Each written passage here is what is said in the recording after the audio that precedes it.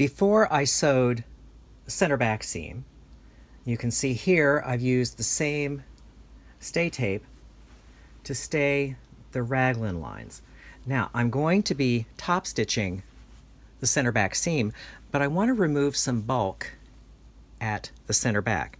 So what I've done is I've clipped, this is about 1 inch, and what I'm going to do here, trim that down on either side to about 1/8 of an inch.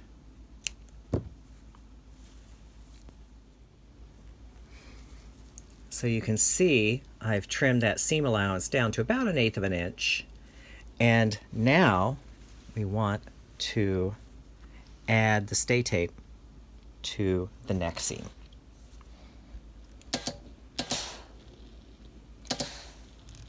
As I said earlier, any fusible tape will do.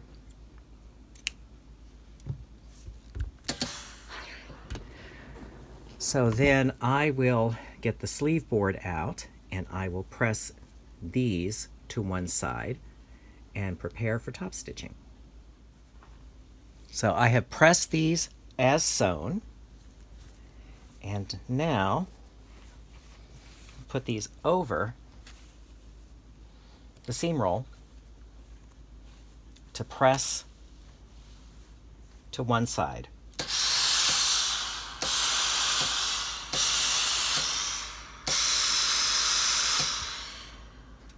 Now you can press it to the right, you can press it to the left. That doesn't really matter. That's up to you. If you want sort of a general rule, right goes over left for the ladies. So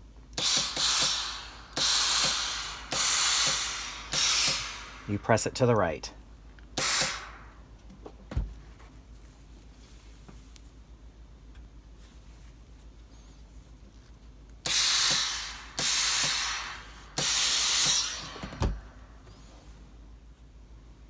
There is the seam, and I really think it does need a top stitch. I was considering pressing that open, but I want a top stitch.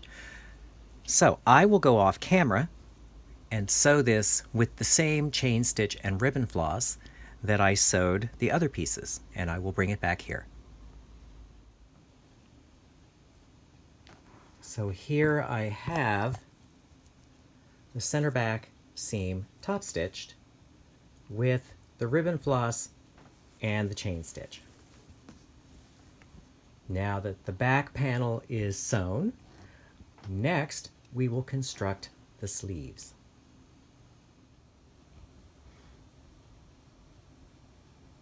Now here we have the two sleeve pieces, front and back. This is the back, this is the front.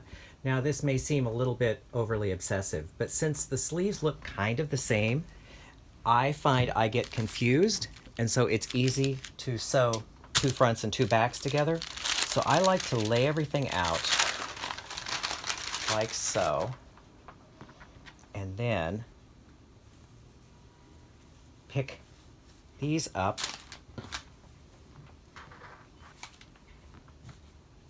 and that way I know that I am sewing one sleeve and the other sleeve as opposed to sewing two fronts together and two backs together. So really what we're going to be doing is pinning and sewing the center seam. So I will go off camera and pin these and bring them back and show you the results. Okay, here we are. We have both sleeves pinned,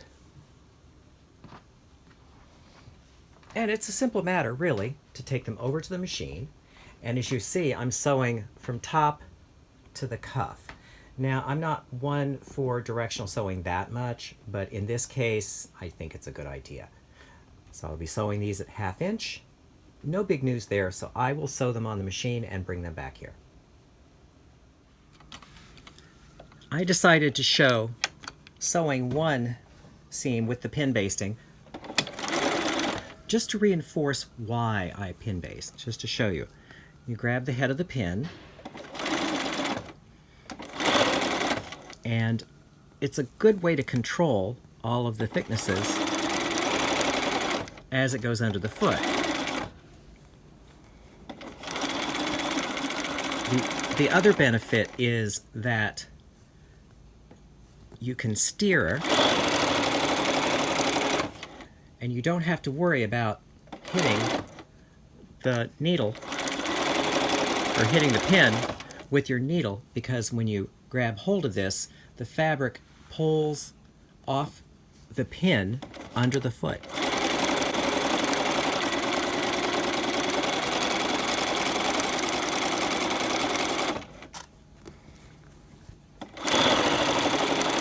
Now, debates rage. Some people pin perpendicular. If you choose to do that, that's quite all right. But I have found that this works better. I find it's a lot more accurate.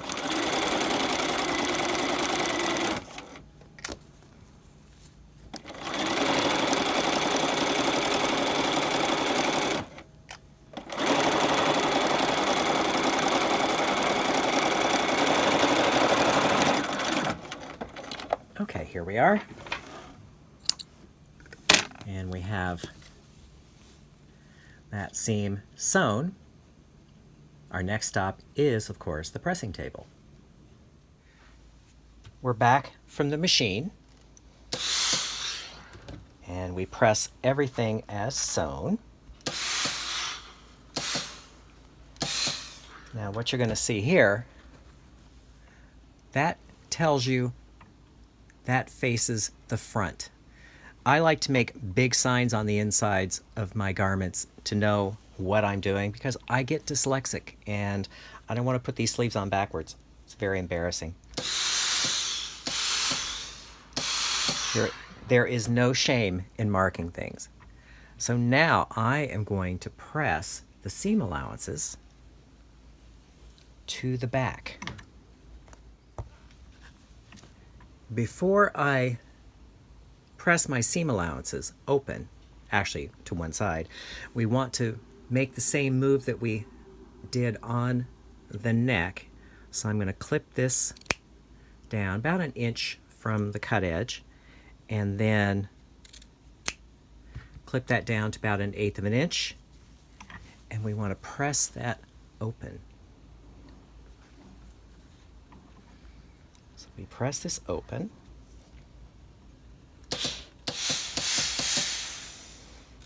So that reduces the bulk right in there where it joins the neck.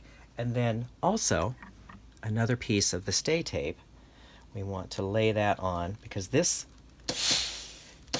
is part of the neck seam. So we want to stay that so it doesn't stretch.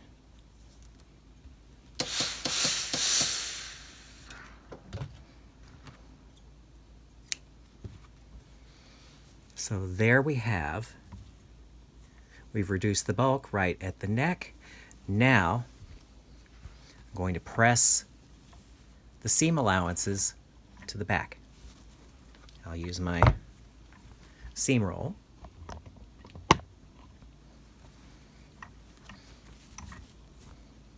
And this is a pretty simple matter.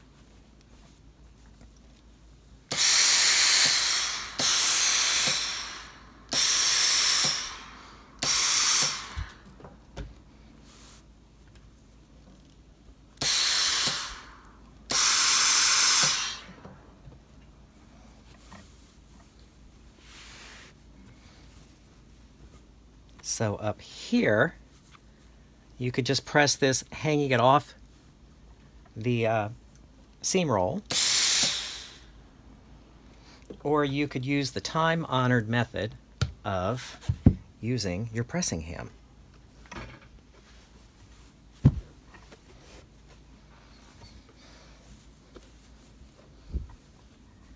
Far better.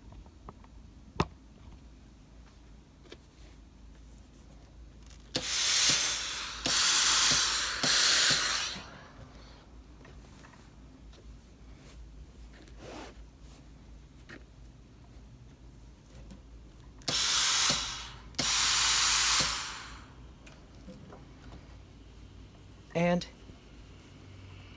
here we have it. Seam allowances are pressed towards the back. Next, I will top stitch this the same way I top stitched the center back seam. Now I have worked ahead and top stitched one of the sleeves, but I want to show you this little tip. What I'm doing down here, here's the hem allowance. It's an 1.5" hem allowance. Now I don't want the top stitching to follow inside the fold because she wears bracelets. The bracelets could get caught on the ribbon floss. That would not be terribly convenient. So what I've done here is I made a snip in the seam allowance at the 1.5" and pressed this open. So it does two things. It allows me to reduce some bulk here, and I'm actually stopping the top stitch. So the top stitch with the ribbon floss will not continue onto the hem allowance. That way you don't have to worry about it catching on the jewelry or other things. So what that looks like is, here is the seam allowance is pressed towards the back.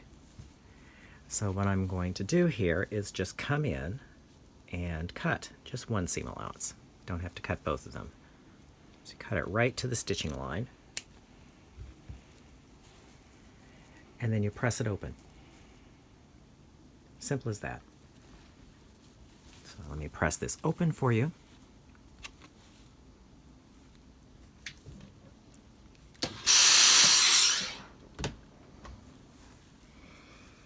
So here, this is going to be the hem allowance. It'll be clean, it'll be flat. When I turn it over, I will sew my chain stitch right down to the fold and no further. I will meet you back at the work table to show you the results. And here we have our two sleeves. So let me just show you close up here. This is the neck edge, and notice that I didn't take the chain stitching all the way up. I don't want to have to worry about maybe nicking if I have to trim this area. It starts just maybe 1/8 of an inch past the stitching line. So there is the seam there. All the seam allowances are pressed towards the back. And so when we come down to the cuff, you can see here the chain stitching stops on the hem allowance, so that when we turn it this way, we don't have to worry about any chain stitching catching her jewelry. So yes, we have the backs done, we have the sleeves done, and now we will continue on to the facing.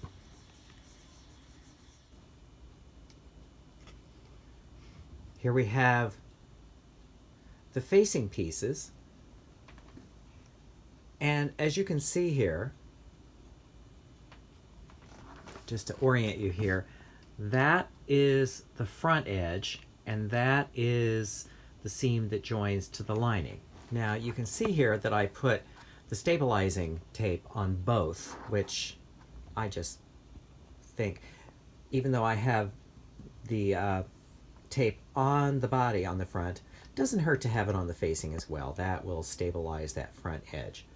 So what we want to do before we join the two facing pieces to the neck facing is we want to finish these ends here. This is where the lining joins the facing at the hem. So this is a fairly simple thing. We're going to take a piece of our lining fabric, right sides together, and this can be 3 inches or so. It doesn't have to be huge, only a little bit of it's going to show.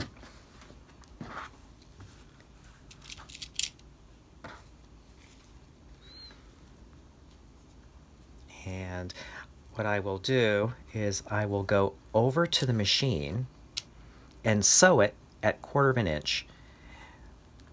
So I will sew it at the machine. We will meet at the pressing table. As you can see here, I've sewn 1/4 of an inch seam allowance. So to press, first we press as sewn, then we press all the seam allowances towards the strip.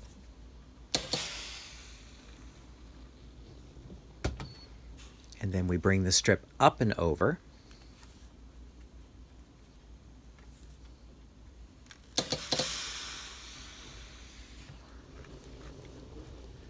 So this is what it looks like from the back. This is what it looks like from the front. Now, normally you would just stitch in the ditch right there, but I'm not a fan of that. I think stitching in the ditch makes this a little stiffer than it should be. So I'm just threaded up a needle and thread, and we're just going to come in here and sew this down. Now you can stop it, I'd say about 5/8 of an inch from the cut edge. You don't have to sew all the way down.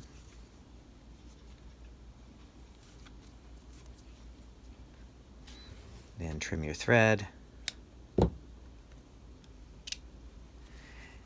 And from here, so you don't want it to show from the front. And now from here, you can trim this down.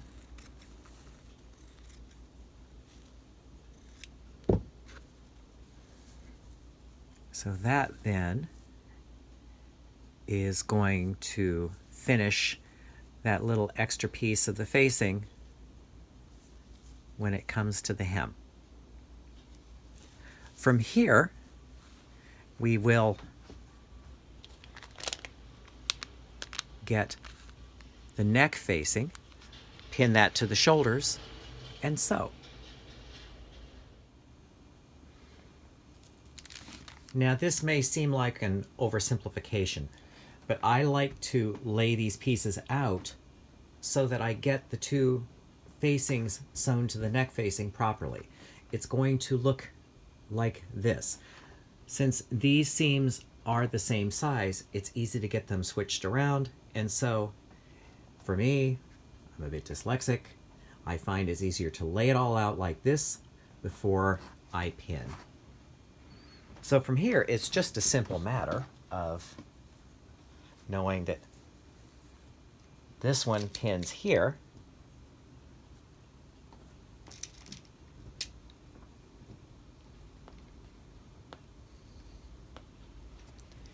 and this one pins here.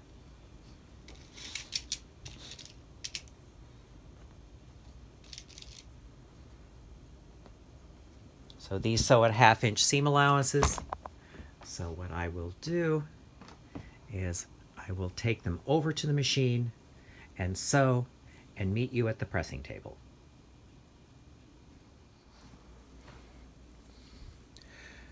So here we have the two seams sewn.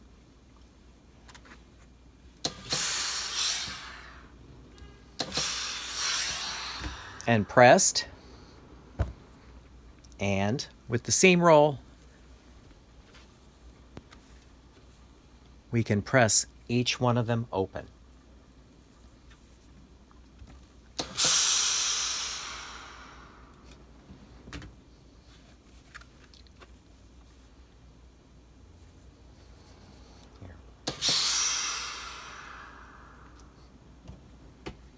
And finally, what I like to do is to grade these down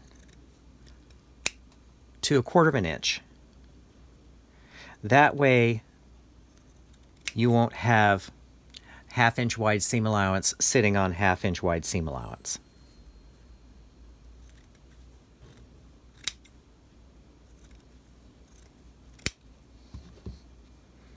So there we are. And our facing is finished. We can hang it up with all of our other pieces. Here are the lining pieces. We have, this is the sleeve, this is the back. You can see here I have pinned the center back seam ready for sewing. And then that piece here is the front. Now, on the sleeve, like the body sleeve, you can see here I have called out which way is the front. So we have the darts marked, we have the direction on the front marked. So what I will do next is pin the shoulder dart and go over to the machine, sew the center back and the shoulder darts. Something to know here, this is the back pleat. See how it curves down to the waist? After I've pressed and sewn, I like to clip where it narrows down to the waist, because you will press open the seam below the waist. So there is your clip. So below, we press open, and above we will press to one side, but that will take care of itself after we install the lining. So there's the clip right there.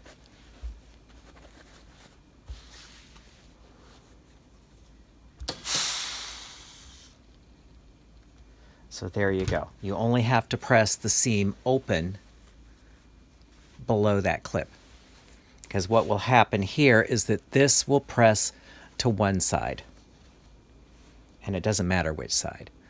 So this is the lining back, and then we're bringing in the sleeves to press open the shoulder darts.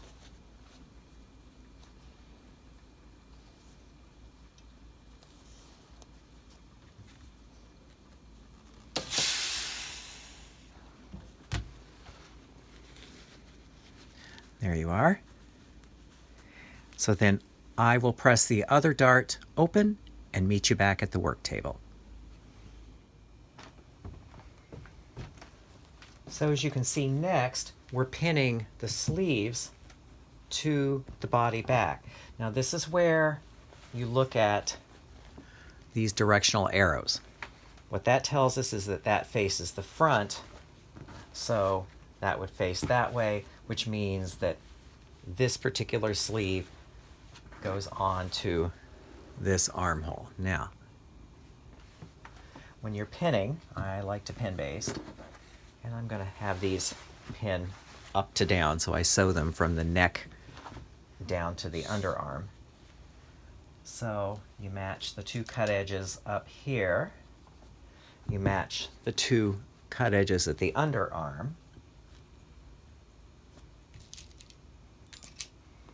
and then we pin. And you're dealing with a little bit of bias on either side, so you just sort of massage the two until they decide they want to fit together. And this again is why I like pin basting, because you can really get it exactly to match.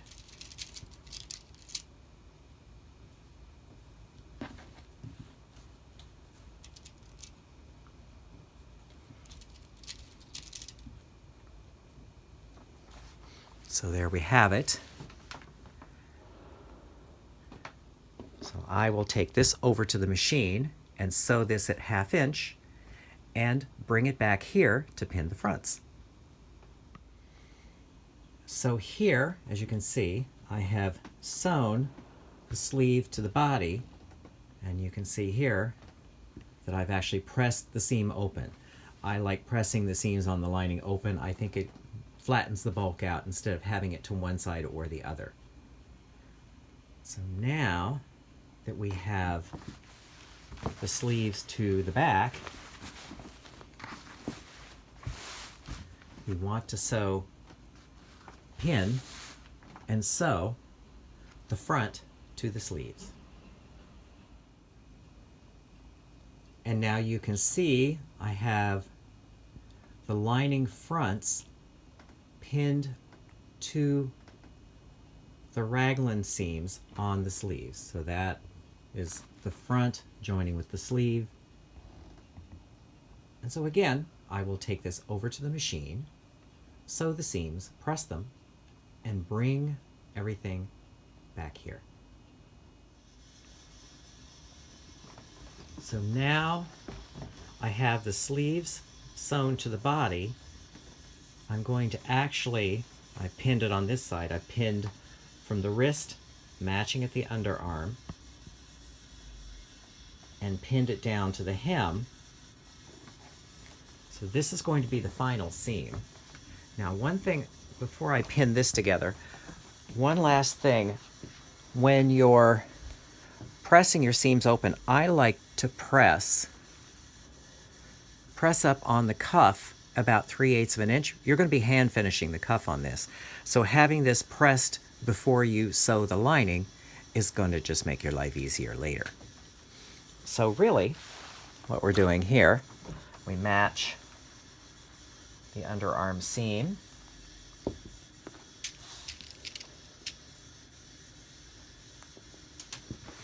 And then we match above and pin, and we match below and pin. I will pin off camera, bring it back, and show you the result.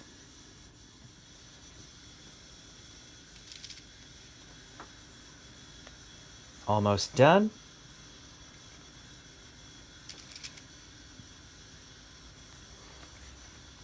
So here we are.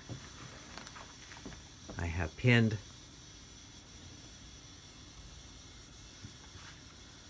both side and underarm seams. So off to the machine to sew, and then off to the pressing table. So I will meet you at the pressing table. So the lining is finished. It's pretty straightforward construction, so you can tell by sort of how we breeze through it. There's not a lot complicated that you have to know about the lining. I know there is one thing I'm choosing to do just as a finishing touch, is because these edges are looking a little bit ratty, and while it will be on the inside, I don't care. I just want to clean it all up. So I'm going to use my rotary cutter blade, the pink rotary cutter blade, and just trim this up.